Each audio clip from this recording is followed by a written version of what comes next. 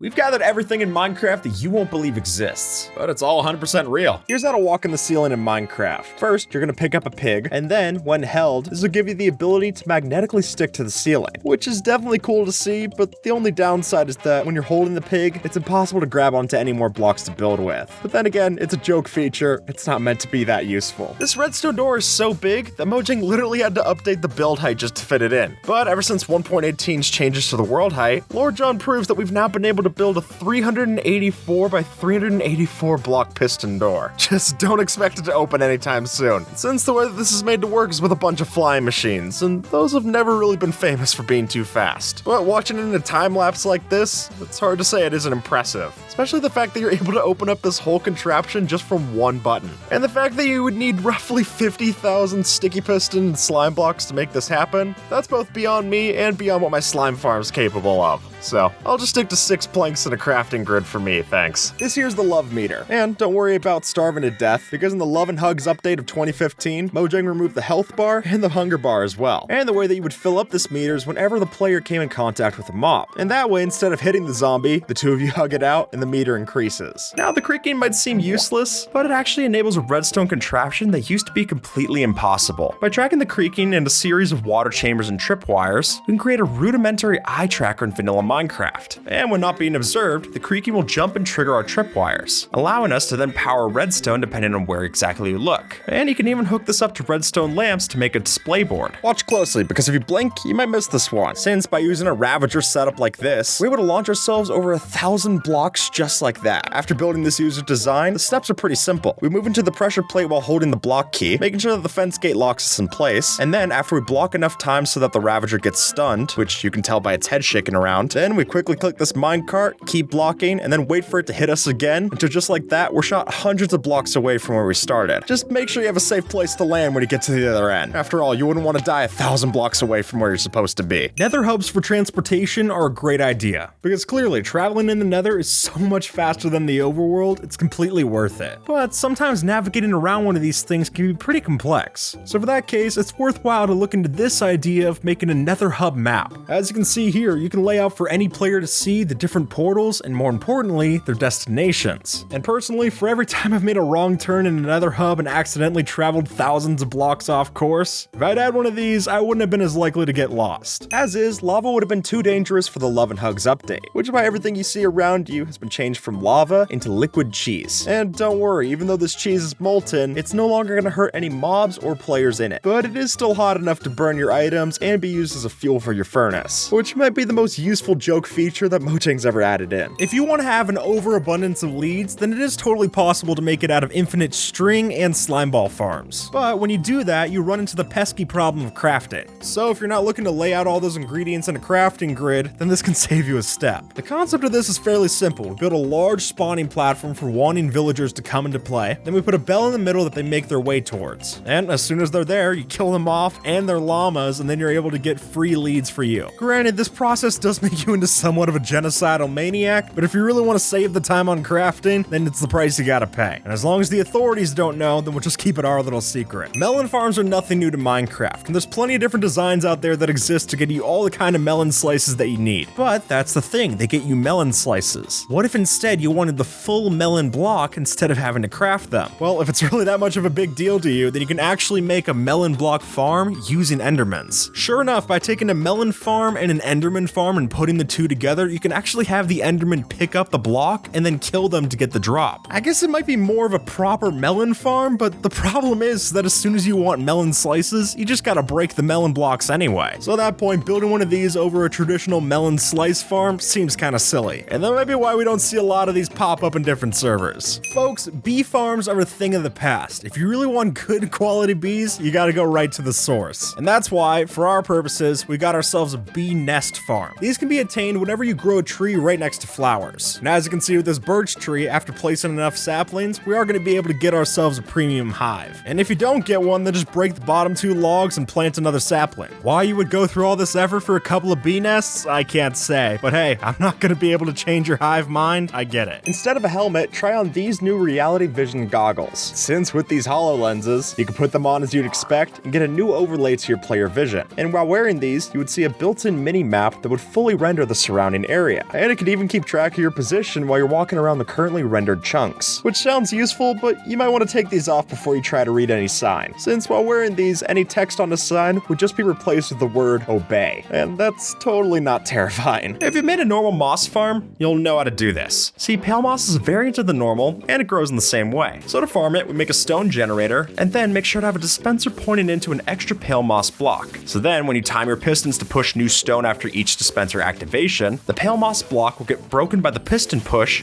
and quickly replaced with even more stone. Then hook up some water and hoppers to collect the drops, and as long as you'll feed more bone meal into the dispenser, you'll have yourself a steady flow of the stuff to garden with your heart's desire. If you don't like waiting around, then getting bone meal is a huge help for your farms. If you're willing to roll the dice, then you can actually get a fully operational bone meal farm from fish drops. As it turns out, salmon, cod, tropical fish, and pufferfish all have a 5% chance of dropping bone meal on death, which is not a high yield by any means, and it's definitely not going to be performing at the levels of some of the other farms we can build for bone meal. But if you want to kill two birds with one stone and get a fish farm and a bone meal farm up and running, this is a way to do it. But I gotta say, when your farm 95% of the time doesn't provide bone meal but instead the fishes, it's not a bone meal farm. It's a fish farm with a bone meal add-on. But for what it's worth, it's still bone meal. While Minecraft paintings might not get a lot of love all the time, they do have a pretty iconic style. So while Minecraft maps are already great for pixel art, what I'd actually say looks even cooler is taking your image and making it look like a Minecraft painting. If you match the resolution like so, then you can actually have it look just along the same lines as every other painting in the game. And believe me when I tell you that this would make a great addition to sneak in your friend's gallery. If you do the job just right, you might actually be able to squeak by without them noticing, which I think is the way you earn the title of the proper pixel Picasso. When we think of an automatic crop farm in Minecraft, we're usually thinking of two things. Either a nano farm using a bunch of dispensers with bone meal, or this version using farmer villagers to do the work. But if you want to make an easy to build semi-automatic crop farm, then all you need is a few leads and a few bees. Since by just dragging along a couple of bees over a field of crops like this, you can get them to pollinate exactly where you want. And as you can see from this example, you can very quickly grow up all of your crops just by doing a few laps like this. And especially when you're starting out and bone meal is not easy to come by, this is a solid solution if you don't have time on your hands. Just make sure you don't accidentally hit one of the bees when you're breaking the crops. Chiseled bookshelves not only give us a new container to play around with, but also a new way to grab a redstone signal. And because they give out a different redstone signal every time that you take it from one of the different slots, if you were to take out a book and place it back into that slot, then we essentially have a 6-digit different combination lock. And then, as Ang's built it out here, once you type in any of the wrong combinations, it just closes up the door, so anyone who's not supposed to be there can't get in. And it gives us an easy way to shut it without having to type in the whole garage code again. I think both are nice. As of 2022, there's no longer an inventory in Minecraft, or at least that was the case in the 1 block at a time update. And now, instead of having to worry about inventory management, all of your blocks and items were turned into physical things that you could interact in the world. And that of course meant that we could only pick up 2 item slots at a time, one for each one of our hands. Obviously, going to the nether is a necessity of Minecraft travel. But when you're not using it, nether portals are kind of an eyesore. They're loud, they've got a weird color scheme, and they can definitely spawn some piglins if you're not careful. So to take all that hassle out of your world, you can build a switch like this that'll automatically disable a portal as soon as you go through it. Using a delay circuit like this, we can have it so you stand in the portal, press the button, teleport, and then all the evidence is cleared behind you. Which not only makes for a pretty cool way to get to the nether, but it also saves you the trouble of having an unstable dimensional gate open at all times in your base. In the April Fool's 2.0 update, it was the case that if you were to overfeed your pigs, cows, or sheep, they would continue to get fatter and fatter until eventually they would explode after their 10th time of eating. Mob farms are nothing new, but a passive mob farm, that's something special. But if we use something like world eaters to get rid of all the other spawnable area in a place, then once we add in well-lit grass blocks into the middle of spawn, we guarantee that all peaceful mobs that are supposed to be spawning only spawn where we want them to be. And then we use a flying machine to push them over to the killing method and get ready for the next batch. And if you're wondering why we built it so low in the world, again, that's to increase the amount of spawn rates that we're gonna get, which is a hassle to build, but it's also just about the only reliable way that we're getting a constant automatic source of cows, pigs, sheep, and horses. So I think it's a worthwhile trade-off. Bedrock is finally breakable in survival. At least it was in this update. And if you were to take the time and get yourself to Haste 2 effect, you'd find that after 10.5 minutes, it's possible to break this with your empty hands, which is basically the way you have to do it because also in this update, you're not able to pick up any tools. Whenever you play Minecraft with friends, there's always that one person who has way too many dogs tamed. I mean, 1 or 2 is fine, but at this point, it's starting to border on a problem. So in that case, I definitely wouldn't show them the kind of farms that we got cooking up here. Because thanks to the insane technical communities of Minecraft, we actually have a possible wild wolf farm in the game. And believe me folks, while this might sound simple, this is actually a huge undertaking to do. And really, unless you've tamed every single wolf in your entire zip code, there's not much of a reason to build one of these things. But when you see the kind of showcases that Sidecraft and Prototech show off, it really is impressive how many wolves you can get to spawn with one of these things. Only downside is it's going to be a lot tougher to pick out man's best friend when you got thousands of these coming through the machine. Anyone who's ever played Skyblock knows that getting more dirt is not an easy task. I mean, for many versions of Minecraft, it was impossible. It was a non-renewable item. But thanks to the help of piglin bartering, we can now get infinite gravel that we can combine with our dirt to make coarse dirt farms. And folks, when you put those 2 ingredients together and till the soil, then all of a sudden you've got infinite dirt your way. It's not a fast process, but it definitely is a way to get more dirt. So whether you're in a desert biome, a Skyblock island, or what have you, this is definitely a way to get plenty of dirt to fill up your chests. And hey, while the design that we have here is only semi-automatic, if you wanted to hook it up with something like a TNT blast chamber or wither chamber for further automation, you could totally do that. Only downside is the crafting step is still going to be on you. Did you know that you can craft netherite into stairs? Well, sure enough, if you go into the missing dimension of the infinite snapshot, you'll find this secret item hanging around. And this very item will have its special name, the swaggiest stairs ever, which I'm inclined to agree. And really, it just goes to show that while building a netherite beacon is a flex, having a staircase out of these is a whole other level. Have you ever seen this block? Well, if you have, you're usually not doing something that you're supposed to. But that's okay, I don't like doing what I'm supposed to in games either. So if you're like us rule breakers and you downgraded your world back to an older version, and then if there was a place where a new block data was supposed to be that didn't exist in older code, it would get replaced by this update block. So say you were to use an observer and then go back into a version before observers exist, it would be filled with this placeholder block.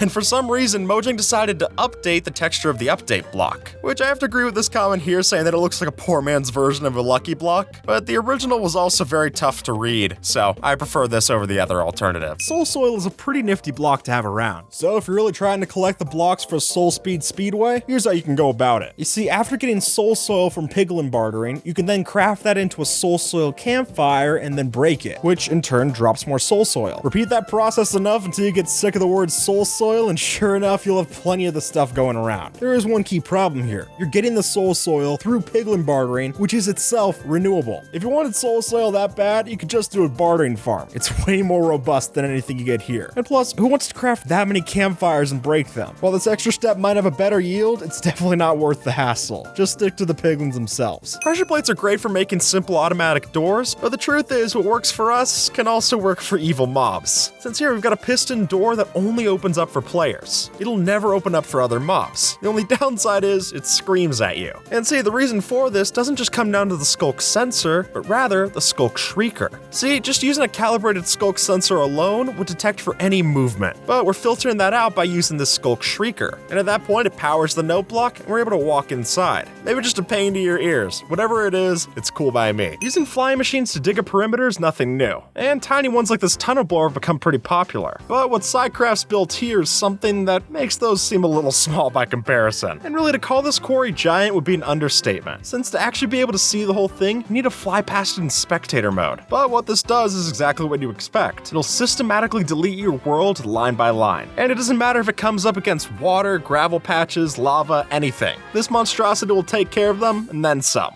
So now the only question is, what do you do with this giant hole? Say you want to build a potion shop in your friend's SMP. It's a good business venture, but now you gotta fill up more bottles than anyone has time for. So to fix this problem, all you gotta build is an automatic water bottle filler. This does right as the name implies. You input any glass bottles at the top, it spits out the filled ones down below, and you're good to go. Meaning you have plenty of time to focus on the more important and fun part of a brewing business, which is of course, the brewing. Honestly, leave the grunt work to the machines and just save all your artisans citizenship for where it's actually needed. In some of the oldest versions of Minecraft, it was possible that if you pressed the F7 key, you were able to take isometric screenshots, which are really cool to see. But it's such a letdown that this feature doesn't exist anymore. I mean, don't get me wrong, there was plenty of times that it would glitch out and miss things out of the chunks. But also, look me in the face and tell me it wouldn't be cool to scroll through your feed and see your friends show off their builds in this way instead of just the regular FOV 30, full draw distance, shaders on. It would definitely stick out. And if I accidentally press this key to take a screenshot, it'd at least be funnier to look back at. Since when I just press a screenshot with F2, it looks the exact same as how I remember it. I'm not even getting a different angle. The creaking heart functions as a pretty elegant proximity sensor. Now, we've had pufferfish sensors and skulk sensors, but creaking hearts with a comparator will detect the distance a creaking gets from its original creaking heart. And the other methods that we talked about have nowhere near that level of precision. And as for what it could be used for, I'll leave it to you.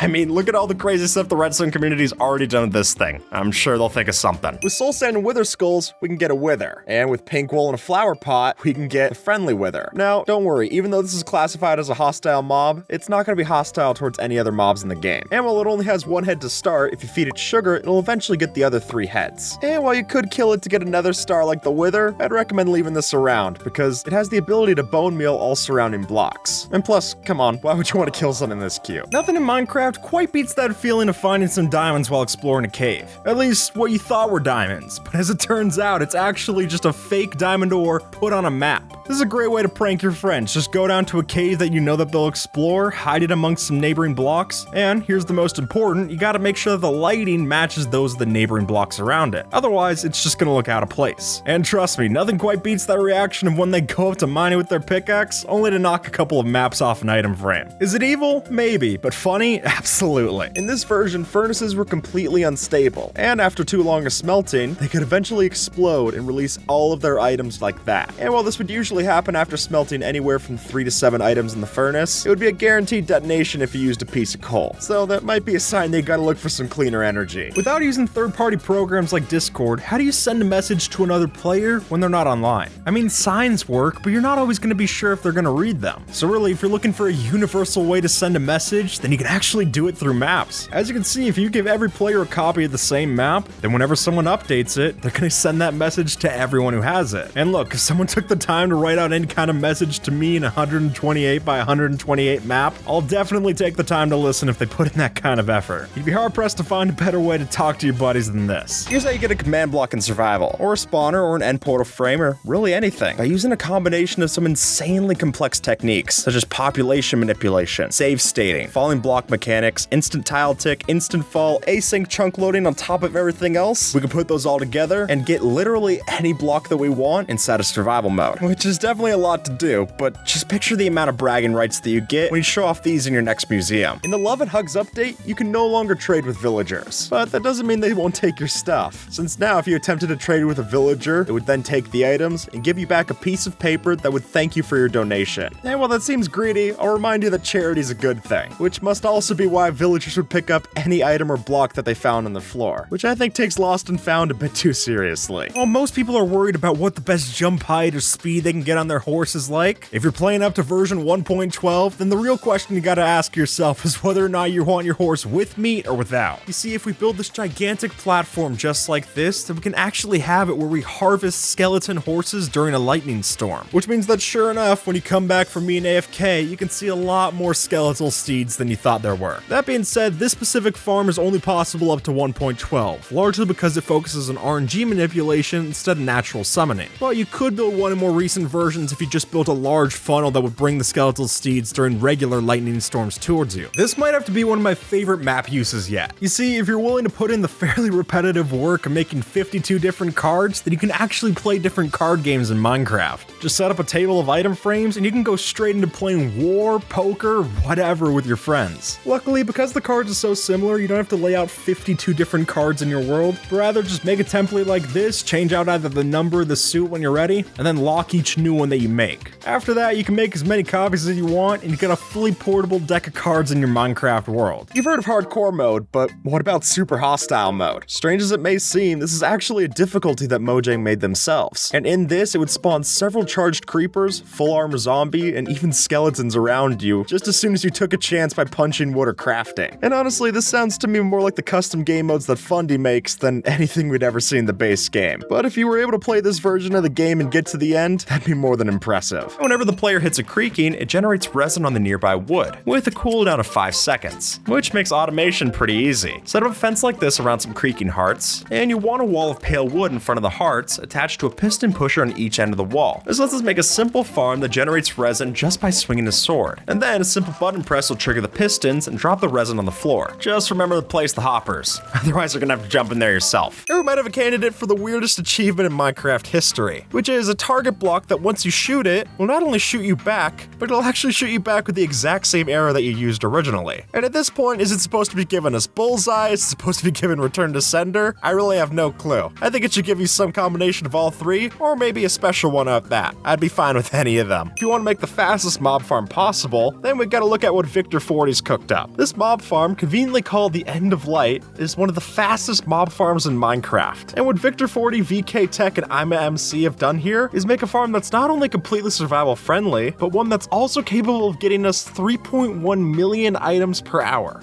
Which sounds great, but what items are we getting? Oh, really, you have your pick. Since this farm will give you gunpowder, bones, arrows, rotten flesh like a regular mob farm, and then it'll also give you ender pearls, sugar, sticks, glowstone, all the drops that you would get from endermen and witches too. And then with the right kind of portal linking to sync this up, we could also add in other modules for wither skeletons and drowned as well. So you better figure out a good way to store all those items, I guess. Because just this alone, we're filling up almost 900 double chests worth every hour. I don't even know if I could place down 900 double chests in an hour. I guess we got some other prep to do before we build this. While using maps and item frames is a really cool way to deck out your floors, they can also do quite a bit for decorating your walls. Taking a look at this, you can send yourself right back to the past with the good old decades of wallpaper. And because on the maps you have so many more pixels to play around with than a regular texture, you can make some pretty sweet designs. Just pick your ideal look to make your house look groovy, make sure it's well lit, and this is a pretty great way to add some extra flair to your base. Plus, it'll take some time to do, meaning that it's very rare and you'll probably be the only person on the server who has it, making it both an exclusive and an exquisite thing to put in your house. Do not fish in this update, because odd as it may seem, fishing in the Java Edition 20W14 Infinite would cause you to get an Elder Guardian instead of the regular fish. And as you can tell from this user's post, that's definitely a rude awakening. In the 2.0 update, it was possible for blocks and mobs to have speech bubbles over their head, which is an odd feature for sure, but I think it's kind of hilarious that the world wants to talk it out. Though nowadays, if this were added in, we could probably just report the chat from the Ender Dragon and get it permanently banned to beat the game. Sounds like a speedrun to me. There's a funny little interaction with the creaking involving carved pumpkins. Now, opposite to the Enderman, whenever you wear one of these, the creaking will always aggro onto you, even if you never look directly at it. And did you know the Curse of Binding can be applied to pumpkins? And did you also know that those same pumpkins can be applied with a dispenser? That's right, we can trap your friends. Since with both the pumpkin and the creaking heart being activated by redstone, we can automate a trap that permanently aggroes an invincible creaking onto your closest friends. If the mace is supposed to launch you every time that you click with it, then what would happen if you spam clicked a mace in Minecraft?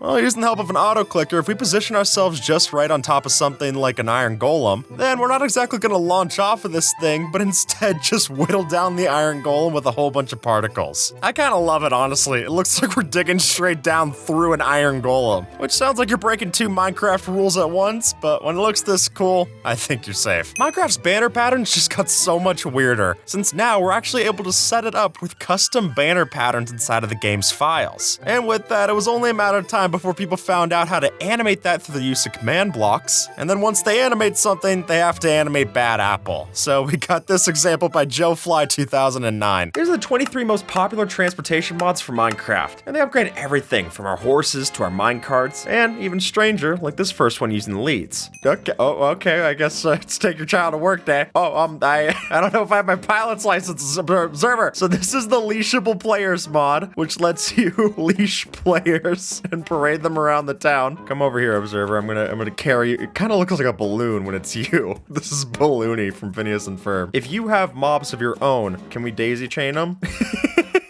This is the Amazon drone delivering things at your house. Oh, you're just gonna park me here for later? Okay, yeah, next time we do a mod review, I guess I'll see you then. Dan! All right, come on, buddy. Well, we'll drop. This is how we actually deliver him to every recording.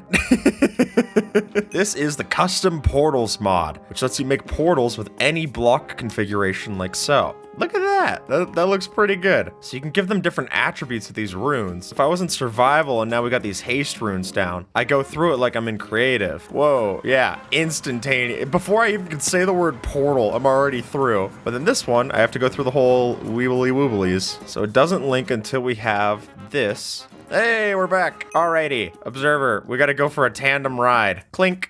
Clink. Now we have a use for chains and for better minecarts. Here we go. This makes a lot of sense. If they ever wanted to bring back the idea of making trains in Minecraft, this seems like a good way to do it. Especially seeing this with the new data pack where you can see the minecart experiments that make you go super duper fast. That would just be ridiculous. The idea of going 4 billion miles per hour, but then you've got your friend right in tow. Yeah, observer, come on, we're going for a ride. Oh, this is my bus driver, dude. I'm never making it to school. Can we finally make the train worth it? Whoa, there we go. Look at that. Oh, so even with a mod that should distinctly give them functionality, minecarts the furnaces are still worthless? Yeah, that sounds about right. Let's show off our horses. Join me. Now we can both ride on, well, it looks like I'm riding and he's just kind of a turret. But look, we're both riding on the horse. This is the dual ride mod. Yeah, so if we ever got any mobs coming near us, any balloons that we need to shoot down, we can just have observer ride along, handle it that way. Awesome. Okay, we can also show off horse buff while we're doing this. So normally when you look down into a horse, you're just gonna get obstructed. But now if I look down, it becomes translucent. I can actually interact with the blocks in front of me like this. So if I want to go instant mine, I can actually do it on the back of my horse and being able to look through. Tell me this wouldn't make horses so much more useful. Because now I'm basically being able to move around all this at a sprint speed of sorts, or even faster. That's awesome. Look at that! We can finally put horses in boats. Okay, this looks a little bit more of how it's supposed to look. I know we've done that one horses and boats mod where it sits them up, which is hilarious, but this looks more about how it would be in the game. Very nice. So now I can bring it across and I don't have to have any Oregon Trail situations. What? Oh, if you name a horse Jeb, you could get Rainbow Horse? Oh, yeah. Wow, this is a very slow horse. It's definitely not going to be as soon as I ride it off this cliff. Look at that. I can ride it across the water now. Villager transportation. So we've got this villager. We want to transport it. We can bring it over. It picks it up onto its back. And now we can just carry it along with the caravan. That's pretty neat. Being able to bring all of them here, it gives another use for the llamas too. If I'm not mistaken, we can also do dual ride, right? All right, so I'm gonna saddle up my camel. Camels are super easy. And then I get myself a villager. Come on, everyone. Camel along with me. That's great. Wow, this actually is a good height test on our stairs too. They're exactly one villager standing up on top of a camel. Automobility, baby. This one rocks. I could do a shopping cart. Woohoo! Space to drift. Oh, that's sick. All right, come on. Where we're going, we don't need roads. This is purely just a drive. I'm driving on the bottom of the water. How I show up to work every day. This is Mario Kart. Woo! Oh yeah, we're not insured for any of this. I did fail my driver's license test twice before I got it. Why is it called the pineapple if it's the pumpkin car? You get some sick... Yeah, look, you can't just drift like Mario Kart. Just getting driven around the old folks' home like this. Woo! Dragon Legacy mounts. Yeah, this is awesome. I mean, this is a tale as old as time, right? The ability of being able to ride on the back of a dragon, that's just a classic. If they ever added in the red dragon that they had talked about before, this would be a cool way to do it. Or something with the dragon egg, if you could hatch it and ride it along like so. The brass jetpack and the creative filling tank. Okay, this is awesome. This just feels like that Club Penguin jetpack. Oh, and if you hold shift, you can float like so. That's really cool. Oh, look at that. Wow, you can really get some distance if you sprint. And just scaling up the blocks. Here we go. I'm gonna conquer the Observer Mountain and land. Ta-da. Oh, Observer. Get ready for the holiday season. We can now got sleds. This is awesome. So these are boats for riding around in snowy biomes. This is the coolest. So funnily enough, at one point they had teased the idea of having skis in the game, but it was just meant to be a red herring. But seeing this in action, this would be really cool to see in the base game. You can ride over entities. Yeah, look, I just rode over the sheep. Wow, this is such a cool mod. Sniffers, baby! Yeah! Now we can ride the sniffer with my sniffer cape. This is the one too where you can make it sniff out things by giving it the banner, right? Yeah, look at it go. So it'll go and track towards a pillager outpost, albeit slowly. Well, I don't know if we're gonna find one here, pal.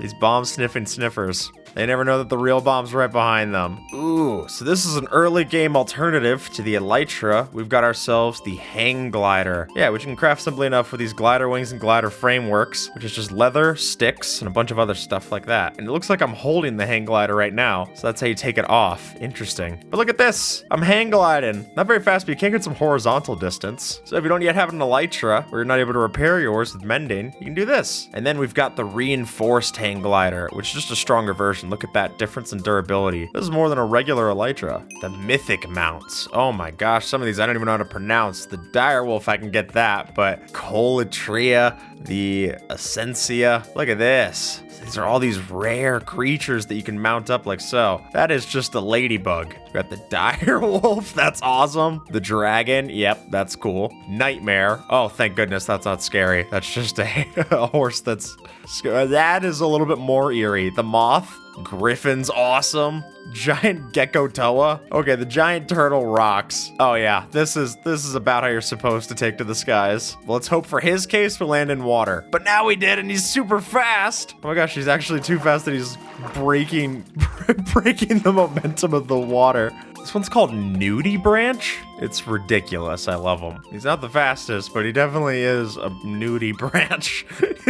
Sorry, folks. It's a little crowded. Got too many visitors outside. The Netherbat's terrifying. So you can attach these to yourselves with a hand cart, carry around different items and mobs and stuff. Or we can attach it to a horse. Now I can bring along anything, and an observer wants to go and put stuff in. Hey, it actually shows it in the back of it. That's pretty neat. And then there's a couple of other carts that we can do. The plow being my favorite. We can add different tools to this and then attach our horse to that. And now I'm tilling the soil as I go. Yeah, so you can mix and match the tools that you have. So I'm making pathland and farmland. Wow, so I can use this to even strip a bunch of wood. See, if you have a wood farm that just exports wood into this, now there's an old Mumbo design that used to do that. You could do something like that. Hey, look at this, we got ourselves a train. Oh my gosh, this window seat's better come in handy. Woo! Look at this. This is the coolest kiddie ride we're ever gonna have. Well, I guess we're not on platform 9 3/4. Here we go. That is very cool. Wow, the crate mod's just so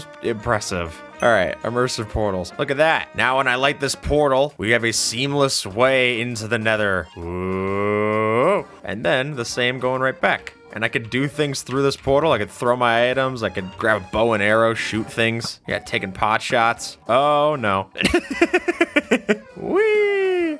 Thump. So with these blocks called the portal helper, we're able to make our portals look like any block and also make them a lot more confusing to link up. Whee! Nope, this is my floor. This is my floor. This isn't my floor. This isn't my floor. This isn't my floor. This is my floor. There's my stop. Fantastic. The small ships mod. So much better. Look at this one. That was the Drakkar. We've got the galley. We've got the brig. This is gonna be big. I think this is so big I'm not even able to place it yet. Oh yeah. So much for calling that a small ship, by the way. And we've got the cog. All right, so I can ride along in my cog. I can give it cannons. Oh yeah. Look at this. Oh, those poor fish. Oh God. Boom! Oh my gosh, B5 hit. This is very, very cool. This is also better than other ship mods I've played. I surrender. I surrender, it's okay. It's fine, we can get a second break. I don't mind. It's just, please.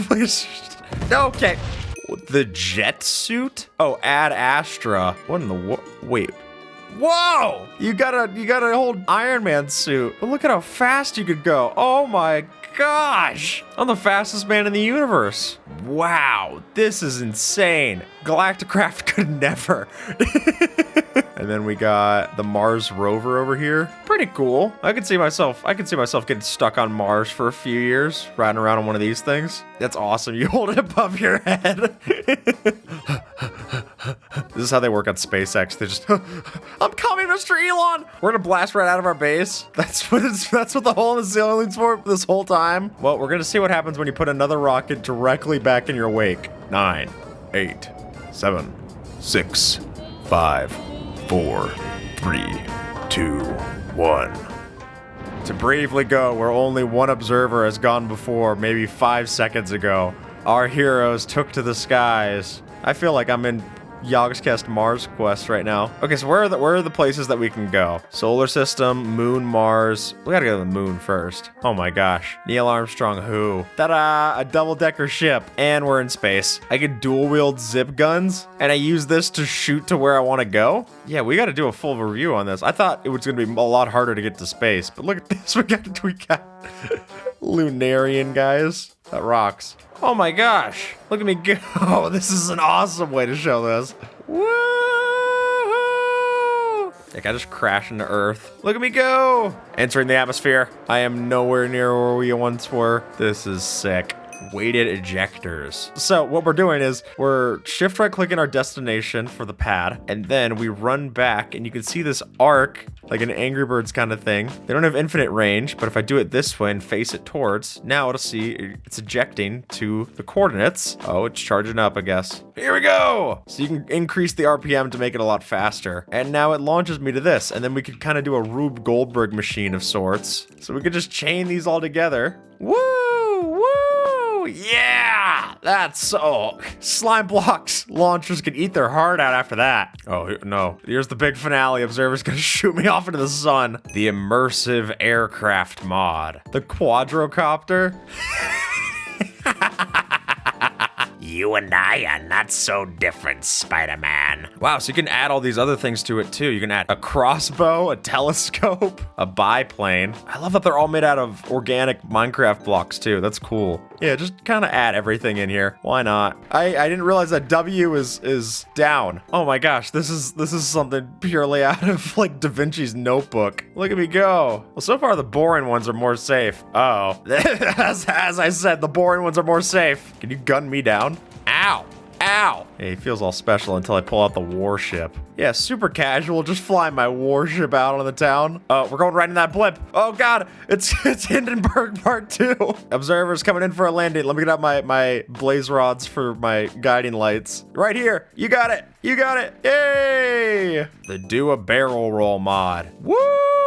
You want to talk about Microsoft Flight Simulator? Look at this. Yeah, oh, this makes it so much cooler to fly around, but it really is a learning curve. Now, everywhere we fly, we just get these really natural curves. Oh, I don't know if this counts for flight hours, but it should count for something. Look at how beautiful the world looks, even if you just get to see it from a different angle. That's awesome. The hand car. I can put on a little conductor's cap. Oh, that looks a little scuffed with my skin. You can't even put it on. The observer conductor. So with this, I can add on hand carts, and now observer and I can go and push this together. I've been working on the railroad. All right, the job is done. We've got the waystones. Oh, cool. So we can teleport to different set spots that we have. So the observatory lounge. Look at this. Just a real natural monolith in the middle of the break room. So you can bind these together and make waystones wherever you want. Because down here, we've got the viewing angle. This will be observatory deck. Yeah, and you can look down right over there and see where the mod showcase is at. So if you're in survival mode, they'll use XP. So if you're teleporting over here, yeah, see, to teleport, it says 1 experience cost. Got it. got it. These are 26 of the biggest fears you can find in Minecraft. And unfortunately, one of them just got a lot more real with the introduction of the new mob, the creaking. Now, I didn't realize how scary this guy is until we started playing around in that map that Observer made. So obviously, not that scary in a well-lit environment like this, but just turning off my brightness and seeing how dark it gets in here, eerie. Oh, I didn't realize that it only stops walking when you're close to it. Yeah, even, oh, don't lock me in here with it. Oh, it's so fast too. Yeah, looking at it just from the back, it really does blend in. If I were to just escape our place and try to go get a coffee, this isn't making it any easier. Thank you, Observer. Ow. Yeah, what's it like if you give it speed? Oh, you give one of these things speed and you've got just, oh my gosh. Yeah, weeping angels could never. In fairness, when I have to run, I'm weeping too, so that makes sense. Ow! An old classic, creepers. Oh, look at that. So what we have here is a creeper drop scare.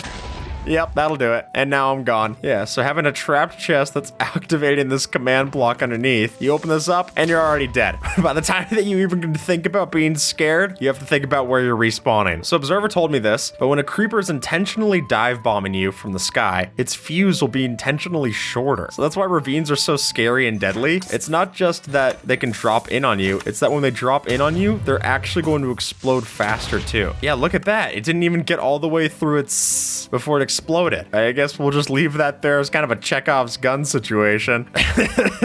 But what we've got here is invisible spiders. Sure enough, on harder difficulties, spiders can spawn with random potion effects, one of those being that it just ends up being invisible. And now all I can see here is just spider eyes. The potion effect doesn't go away anytime soon either. So yeah, just having to go and fight this guy. Okay, now we're getting on edge. Oh, yeah, that's one of those red pixels that defected. It left me, so I needed it back. Now, that sounds like a zombie, but it's actually the sounds that we're getting from parrots. See, what'll happen is that parrots can actually imitate monster sounds, which could sometimes let you know that monsters are nearby. But if you're not seeing monsters and you're just hearing that your Tweety Bird Hurtbox is making all these sounds, horrifying. Thanks. The deep dark. Now, obviously, not that scary with Fulbright, but when you're in darkness and there's immediately a warden spawning, it gets a little bit more intimidating. That took no time at all. Oh, it's sniffing me out. It's sniffing me out, Observer. This isn't gonna go well. Now, while ghast themselves are nothing scary to look at, and nothing scarier than when you're out on a limb, and I'm just over here bridging away, and all of a sudden I hear a ghast shooting a fireball at me, you start to get a little intimidated. Okay. Oh God, the silent killer was the Observer the whole time. This one terrifies me. It's one of the reasons I hate bastions is piglin brutes. Hey, buddy. These guys are so deadly. Look at that. That took 19 points of my health. Left me with half a heart. They have more health to them, and the reason I'm permanently scarred for these things is when Optifine came out with the update that dropped these, they would just occasionally spawn and be invisible. So imagine just standing still, you're raiding one of the chests, and then you get hit by that, immediately dead. What a way to lose your items. Worst mob. To think that they came back at a later update and added these in separately just to kill me. Horrible. Vexes are one of the worst mobs to deal with, especially if you're dealing with something like one block skyblock where they can summon from the Wooloo event, and now you're dealing with something that can knock you off into the void, and it's incredibly hard to hit. And they hit strong too. They've got iron swords for a reason. I mean, I will admit they are cuter now that they're this version. The original version of the Vex is so much scarier. The just little guy that you would see. There's nothing quite like going against your crops or doing something where you have to punch, and then as you're doing this, you're raiding the village, you just accidentally punch the golem, and you're immediately dead. You have armor, you might have the chance to stay around for a little longer, but most of the time, you're just gonna be gone. That's it. One tap, lost the village, lost your stuff. One of the fears for me is when I get an iron golem mad, and in my hubris, I'm trying to go and build the structure for it. I'm like, okay, come on, come on, come on. And then I only build up like 2 blocks or something, and it gets like a corner block here, kills me. We've got the eye blossoms themselves. Now, as soon as you're scared of the creaking, it doesn't really help that these things look so eerily like it. And just seeing a peek at these through the leaves like so, though. It really does just stand out as eyes. I can't imagine first time playing this game. The Pale Garden's already a rare biome to find, so coming across this, not knowing what it is, and all of a sudden you got it here, terrifying, especially when an observer spawns another creaking. Now, in a game that used to be called Cave Game, it's probably not a surprise that caves can be pretty intimidating. I mean, turning off Fulbright and seeing the difference here and here, the only thing I can peek out is the enchanted bow of a skeleton. By itself, even if you know that it's there, isn't exactly comforting to see. Partner that with the fact that creepers can dive bomb us and make it even more dangerous. Trying to explore one of these things is scary. And I feel like this is just the right amount of light level where I would go and try to explore this by myself, not having torches, and immediately regret it. Or I try to jump for something like water here, make it down just fine. Now I'm getting even less sure of where to go as I'm exploring. And maybe it's just me, but I feel like with the old Minecraft textures, the game also used to be a lot scarier. There's some kind of like unforgiving edge to it. I don't know how to explain it. Maybe it's just because I played this when I was a kid. And I remember being more afraid of the game back then anyway. Oh my God! One of the reasons why caves are so scary is because for some reason they decided that the thing that caves need is cave ambiance. Oh my gosh, I never realized how black and soulless your eyes are, observer. Literally, a texture I've seen so many times before is all of a sudden so much creepier now. Oh, that's because I'm using programmer art. Programmer art, you just have these dark beady eyes. Add that to the list. I didn't know that was a thing. Old observer texture. Huh, that's so much scarier. What we've got here is a fear of heights and having to face the reality if you don't know how to get down. Make this pretty scary, especially if you spawn at the top of something like a shattered savanna where you're all the way up at 200 blocks into the sky and you have to find your way down. Yeah, sure, man. I trust you. I don't know how to get out. I guess this is its own fear.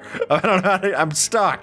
Thank you. Nothing quite scarier than being trapped under the ice like so. Well, especially if you're finding yourself like a skeleton head that's trapped here. That actually sealed me off. Well, maybe I could try to get out of here just in time. Wow. I guess we know that skull got down there. Yeesh. This one's been known to scare me, especially if I'm bringing mobs along, is walking only to fall randomly into powdered snow, and now I've got no hope of getting up anytime soon. And it's particularly bad when I was carrying mobs in No Name, accidentally dropped into a powdered snow patch, and now I'm hearing all the mobs that I'm bringing back home freezing to death while I can't escape. Luckily, it doesn't kill you very fast, but you can't jump out either, so you really have to find a perimeter here, and then as soon as you fall in, you're doomed again. Start over.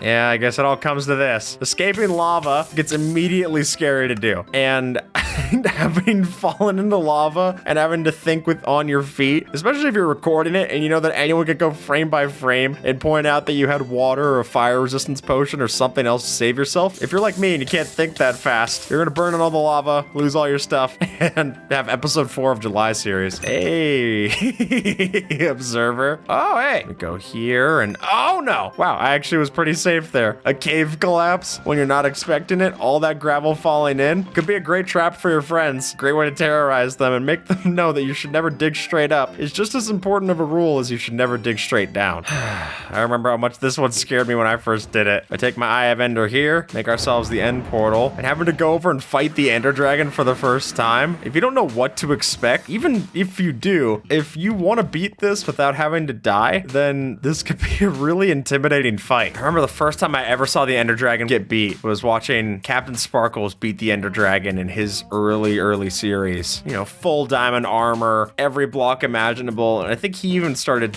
one of my least favorites, end exploration. It already can be scary enough if you forget where to go, and if you don't bring enough blocks, then you're gonna be stuck waiting to get ender pearls from Enderman to jump over or something like that. I just hate it. With the creeper egg just casually placed in your hand. The biggest fear was the friends we made along the way. And I'm also someone who's just died multiple times exploring in the end, whether I'll be parkouring, sprint jumping like this, and then run into a hole accidentally like so, or I just get some random glitch that shoots me out of the end gateway into the end. I'm still salty about that, yes. Going down into the mine shaft for sure. Hey, and the real scary thing when you get to this point is coming home with the diamonds once you find them. I remember being so precise about every little thing I'm doing, carrying my diamonds back, making sure, usually what I'll do is I'll just dig straight out of the cave through walls. I'd much rather go through solid rock than have to deal with with any kind of mobs on my way back, like this guy. Yes, I know this feeling. All right, so as we've got locked away super securely here, all of our gear, because once you get those diamonds back and you craft something like a diamond pickaxe, I know I, for one, will just use that diamond pickaxe extremely sparingly until I get something like Unbreaking 3 or Mending on it. Using your diamond pickaxe as soon as you get it is crazy to me. I use it for the enough obsidian to enchant, and then even then, I will still be using iron tools. I just don't want to have to go find new stuff. So keeping it under lock and key like so, that makes sense to me. And just we have gear fear. One of the things that I usually get most scared about using as soon as I get it is an elytra. Using an elytra without mending yet, or even just Unbreaking 3 to help out, freaks me out. The idea of putting one of these on, going about my business, and finding out way too quickly that the mountains down there are not that safe. Now, Observer's gonna be able to help me with this one because this is the fear of having other people steal your stuff. So thankfully, I'm only keeping my least valuables up here, while my most right down here. I mean,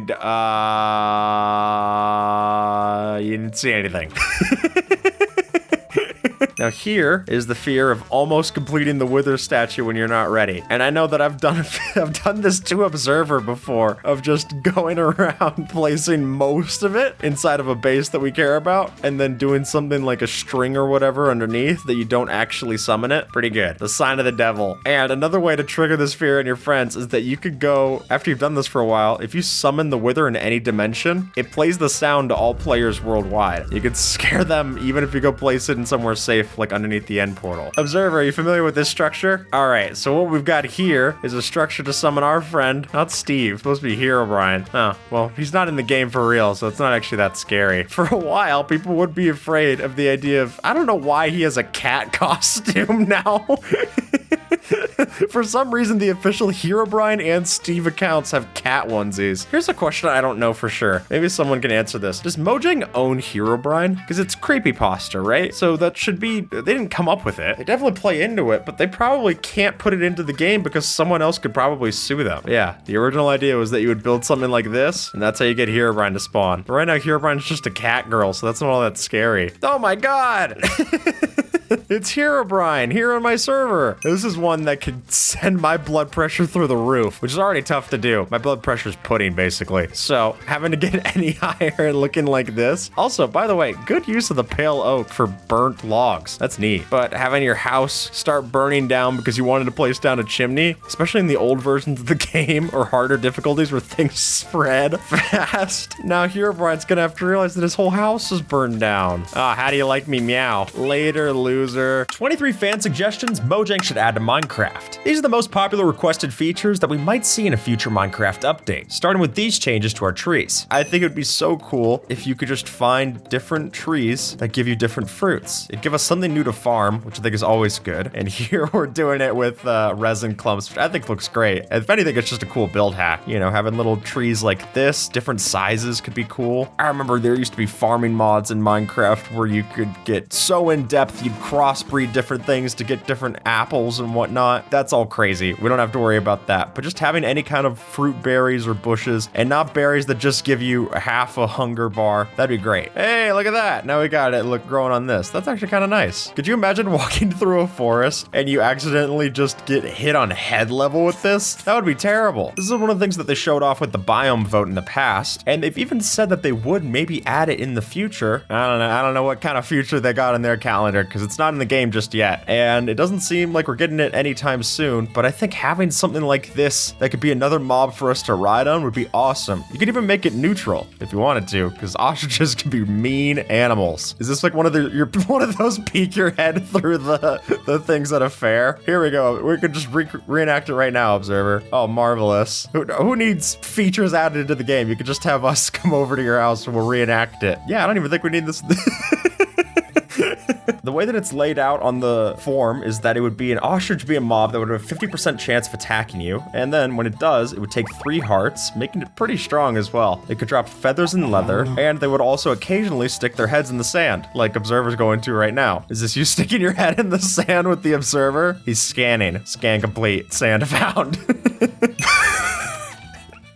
Well, not only does this one come with a lot of cleanup, the idea here is the jungle village, which, might I say, already fits pretty well with the fact that we built our whole base in a jungle. The real estate was cheaper. But the idea of going into the jungle and just having the jungle villagers spawn naturally, I think it makes all the sense in the world. I mean, they added in the skins, and these are already pretty rare to go. You have to go build a villager breeder in these areas, but having this on display, you could have it across the trees. Could you imagine going around terrain like this and there's just a village up there? That'd be so cool. For some reason, this, like swamp villages, haven't been added in, and they changed up our swamps and we didn't get it then. So changing up our jungles, if we ever get that and they don't add this, that just seems like a missed opportunity, especially with all the bamboo blocks they added in. I mean, it might be a little awkward for iron golems. Could you imagine just you're walking around and then there's an iron golem in the skies just falling just right up on top of these jungle canopies? You just got a couple of falling iron golems. This could even be one of the safer villages because the mobs can't spawn in the leaves. This observer is a baobab tree. A baobab? Baobab? How do you pronounce it? Baobab. This is a baobab tree observer, not to be confused with a baobab or whatever I said earlier. Now, this idea would be that by planting acacia saplings in a 2x2, you could create a baobab, which are these huge trees that you'll find in savanna biomes, and they're really cool. If you ever look at like Lion King and stuff, they design it around these because they're just so much fun to watch. All right, observer, we setting up our own baobab. Yeah, look, we even got one right here. Agnes doesn't look very happy about it. I think it'd be cool. I mean, hollowing out one of these and just living inside the baobab, that would rock. Yeah, I think if they ever want to add it in with changes to our savannas, because savannas have not gotten a lot of changes outside of the armadillos, these could be a cool one. And also just more 2x2 trees. I think 2x2 trees are a missed opportunity to have. Oh,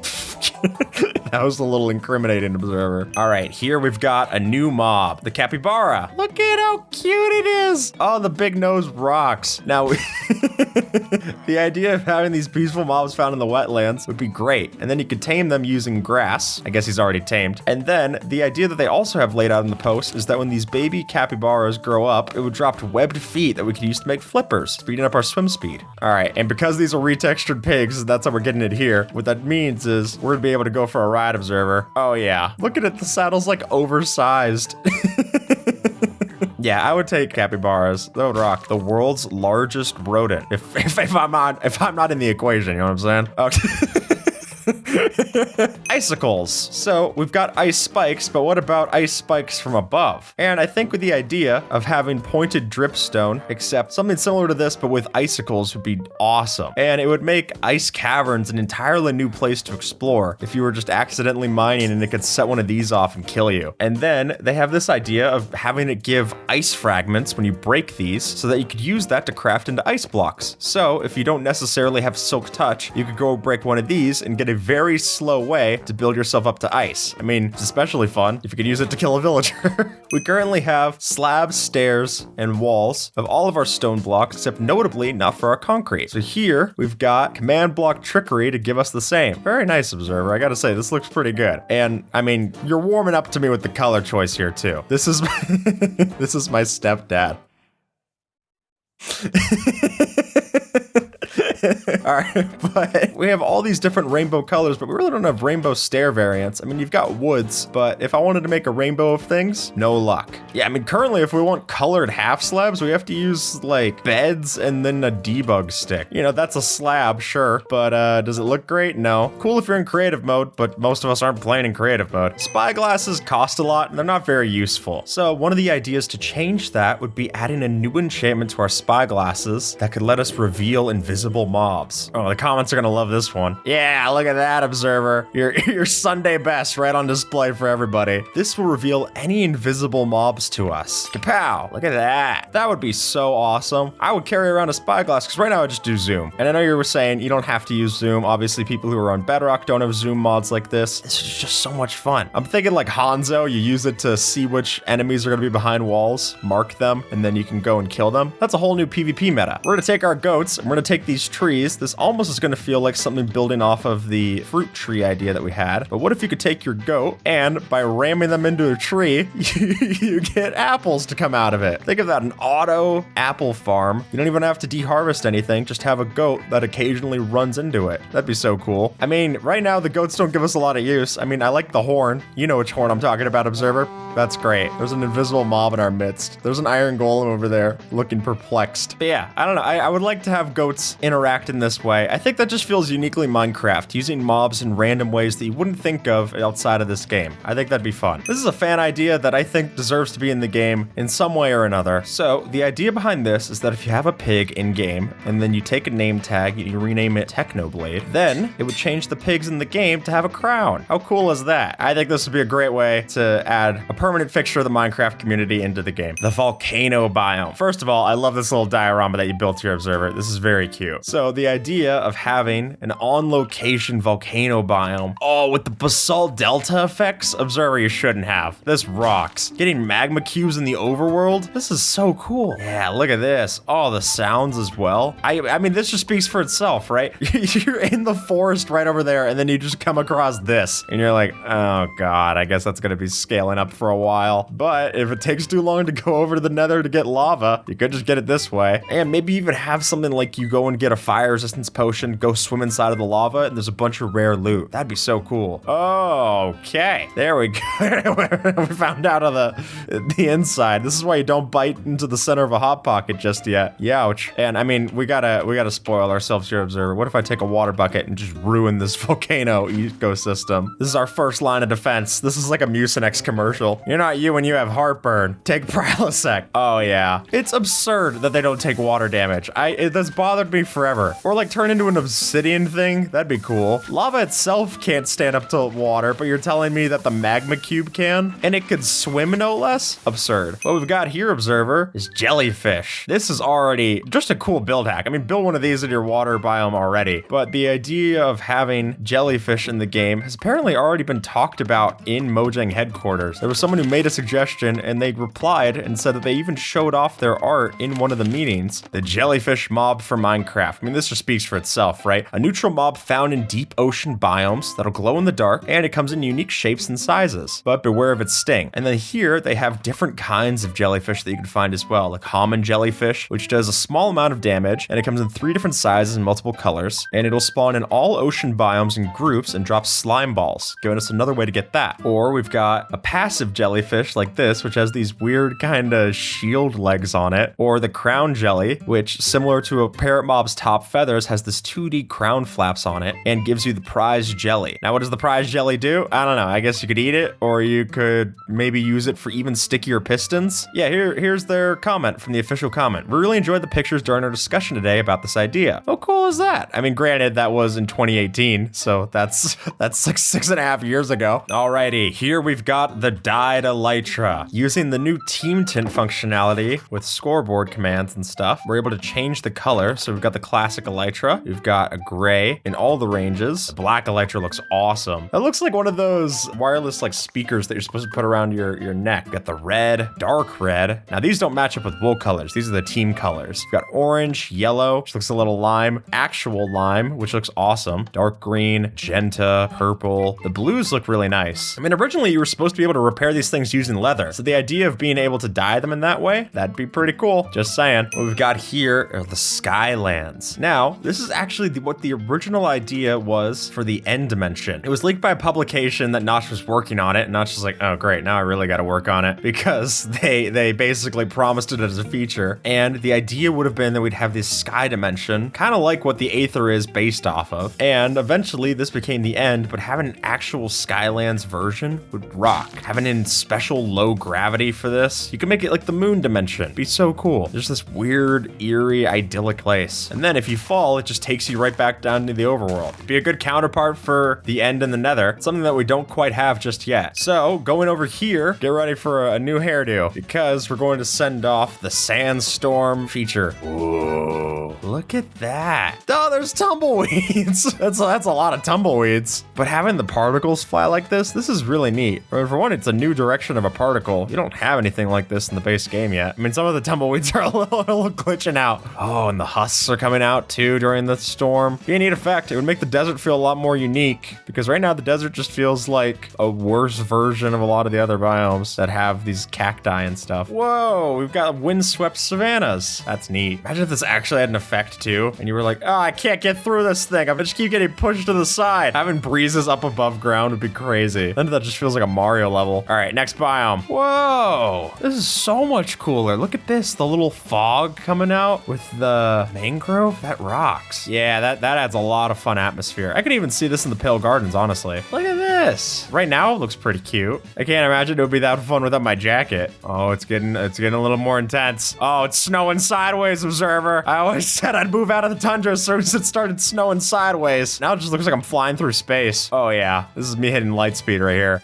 Whoa! That was like orange. That was cool. Multicolored allays. Now, the idea of dyeing allays to have them go into different locations would be awesome. There's even been different allays that we've seen different colors of anyway. Like in Minecraft Legends, they have the yellow allay. So why not let us dye them in different colors and then go into different corresponding music notes? Because music notes have colors. What if the different music notes they were set up with changed their color? Like this one's now the green one. Allays already don't get a lot of functionality in them for being one of the mobs that won the mob vote. I think it's a missed opportunity, and anything that we can add to make them more useful is fine by me. We've got different bear varieties. It's the bear varieties. This one is panda, this one's polar. That's why we don't parody the songs. That's why Minecraft parodies went away.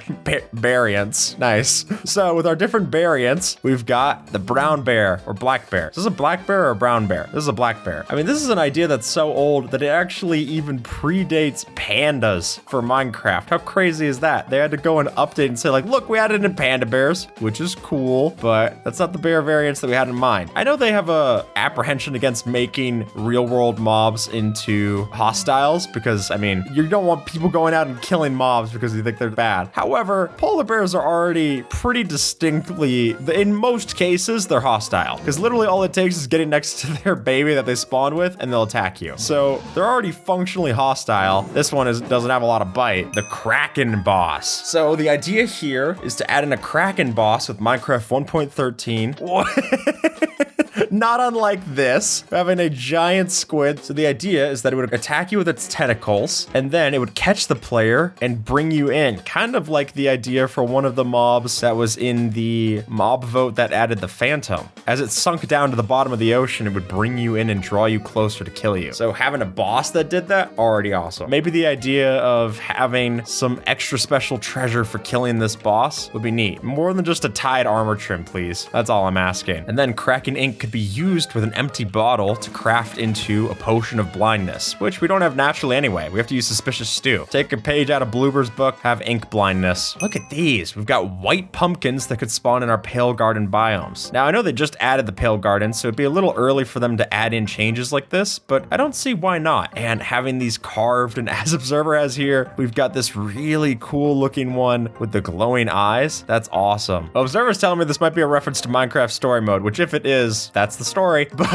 I've never played story mode. Maybe that's something we got to do in another video, Observer. But the idea, I would love this especially if they were able to recess the eyes so that it always followed you. It's a following eye illusion. That'd be so cool. Just little things like this would make it a lot more fun to go travel to the new biomes. And I think it's worth keeping updating these new biomes that you add in, because if you just add them in and then it's like, that's the thing, and then it takes another 5-6 years before they get a new update, that feels like a lot of time and they often get forgotten. Another one in the Pale Garden, this would be having a special sniffer plant that could only be found by bringing a sniffer into the Pale Garden. But I mean, I love sniffers already, everyone knows this. So by having it where you could bring the sniffer into a new place and have it find these new things, I mean, that makes the sniffer more important and it makes the new biome more important. And plus, we get new plants. Maybe they could even have a functionality as opposed to being called torch flower, not lighting up anything. Just saying. Look at him, he's already sniffing it. He loves this idea. Having resin plants, that's so cool. Biome-specific sniffer plants. One could only hope, as opposed to getting pitcher pod for the 98th time. Copper bulbs were a godsend for the redstone community for like a few weeks, and then they changed it back. And all of a sudden, they're pretty much forgotten about. The idea was going to be that copper bulbs could update on a 1-tick system, as opposed to 2 ticks, which most other redstone goes on. And just by having that one change, redstone as a whole completely opens up. So in the original change, what would have happened is that this one would light up 1 tick faster than this one. That doesn't happen anymore. Now they're both just right in lockstep. Sure, they can keep a binary value to them. They could be turned on or turned off. So what we have here is basically a simulation of what the copper bulb would have been. The copper bulb would have been this one. This was an immediate thing that everyone got excited for, and they rolled back for some reason. Now, it seems very intentional to put it that way in the first place, so I don't know why they would roll it back. What we've got here is a new functionality for the turtle helmet. All right, Observer, at the risk of my own cranium, deliver the panium. So the idea here The idea here would be that by wearing a turtle helmet, I would be completely fine from the mace. Ah, thank you, a potion of the turtle master myself. I guess that brings up a good point. If you brew it into a potion, you'd be safe, but using it, no luck. We're shattering the helmet in one go. That's terrible. Turtles never stood a chance. I thought the turning them into bowls was pretty rough, but that's already even worse. The turtle helmet has no use in combat. You really just use it for exploring. So giving it this, it would help out against the mace. All right, so the idea here would be that you're, exploring around. I turn off my gamma override, and then as the creaking starts to get close, no matter how many torches I'm placing down, ooh, they burn out. How creepy would that be? It makes the darkness of the Pale Forest a lot more of a threat if all of a sudden you're just seeing these start to disappear. And then I don't know where the creaking is anymore. It's a lot more intimidating. You stay. I'm just gonna have some ow! It's fine. I'm just gonna place some torches, okay? Ow! Hey! Just me and torches right now, all right? Look at it just chasing after me, getting rid of all this. And with that, folks, YouTube thinks that you might like this video. So see if they're right and have a good one, all right?